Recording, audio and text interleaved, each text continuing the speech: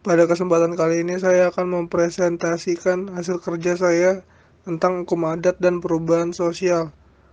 Perkenankan saya memperkenalkan diri, nama saya Ricardo Sandi Zebuah, NPM 30192101050. Hukum adat dan perubahan sosial. Berikut permasalahan sosial dalam hukum adat.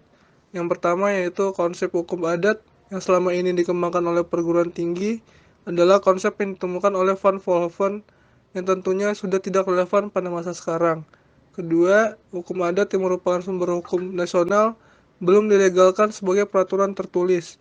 Padahal hukum dalam konteks budaya lokal atau lokal kultur perlu dikembangkan dalam era kekinian, sehingga hukum yang berlaku di masyarakat terasa lebih inherent, acceptable, dan editif. Ketiga, penyelesaian sengketa adat tidak mengenal pemisahan antara pidana dan perdata. Dan terakhir, pemisahan horizontal tentang hukum tanah. Hukum adat dalam kajian ontologis dan epistemologis.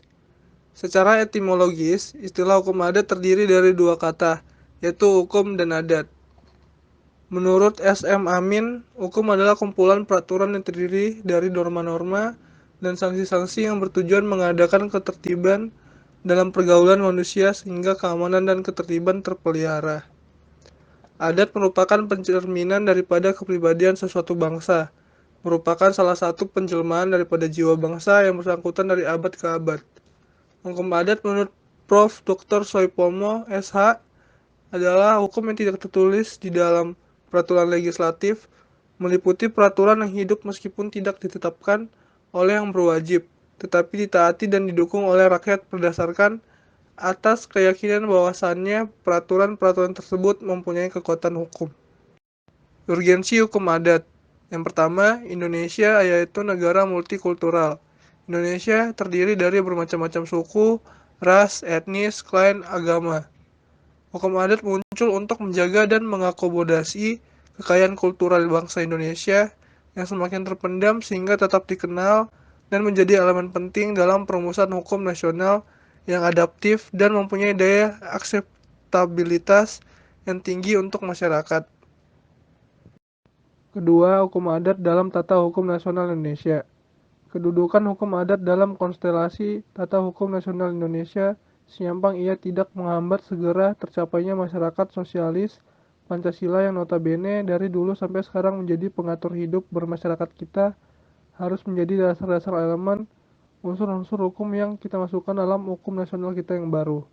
Hal ini terdapat di salah satu poin rumusan dasar-dasar dan asas-asas tata hukum nasional oleh Lembaga Pembinaan Hukum Nasional. Ketiga, masyarakat dan perubahan sosial. A. Interaksi sosial dan stratifikasi sosial. Selo Soermarjan dan Soelaman Soeharmardi menyatakan bahwa salah satu unsur objek kajian sosiologi adalah proses sosial. Bentuk umum proses sosial adalah interaksi sosial, yaitu merupakan kunci dari semua kehidupan sosial. Karena tanpa interaksi sosial, tak akan mungkin ada kehidupan bersama. Setiap masyarakat senantiasa mempunyai penghargaan tertentu terhadap hal-hal tertentu dalam masyarakat. Penghargaan itu akan menempatkan seorang pada kedudukan yang lebih tinggi. Gejala ini menimbulkan adanya stratifikasi sosial atau lapisan masyarakat, pembedaan masyarakat secara vertikal. Ketika pola interaksi sosial serta sistem stratifikasi masyarakat bergeser, maka hukum adat sebagai norma dasar yang lebih dekat kepada masyarakat akan berubah juga.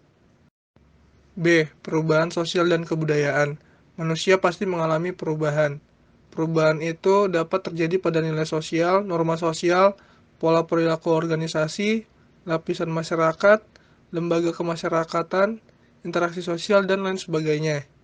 Perubahan sosial itu terjadi karena adanya perubahan dalam unsur-unsur yang mempertahankan keseimbangan masyarakat, seperti misalnya perubahan dalam unsur geografis, biologis, ekonomis, atau kebudayaan.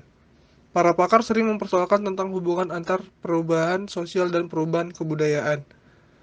Ada beberapa faktor yang menyebabkan perubahan sosial dan kebudayaan, yaitu yang pertama, jumlah penduduk yang berubah, dua, penemuan baru, tiga, pertentangan masyarakat atau konflik, dan terakhir terjadinya pemberontakan atau revolusi.